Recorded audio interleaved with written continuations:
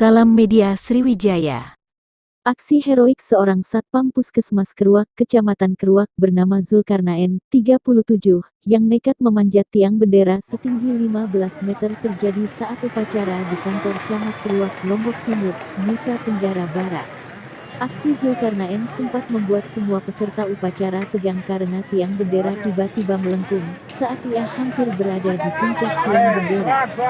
Namun, Satpam berani ini berhasil mengambil tali bendera yang sempat terlepas. Inisiatif Zulkarnaen yang berlari dan menaiki tiang bendera, mengambil tali pengait bendera, dan memanjat tiang bendera itu membuat semua peserta bertepuk tangan sekaligus tegang. Sebab saat di ketinggian, tiba-tiba tiang bendera melengkung, tetapi kelihayan Zulkarnaen memanjat menyebabkan semua lancar. Tindakan spontan Zulkarnaen memanjat tiang bendera untuk mengambil tali yang terlepas dan dalam waktu cepat menyebabkan bendera merah putih dapat dikibarkan dengan aman dan lancar, kata Camat Keruak. Atas aksi heroik Zulkarnaen, Forkopimcam Panitia HUT Kemerdekaan RI ke-77 tingkat Kecamatan Keruak memberikan apresiasi pada Zulkarnaen dengan memberikan penghargaan berupa uang sebesar Rp770.000.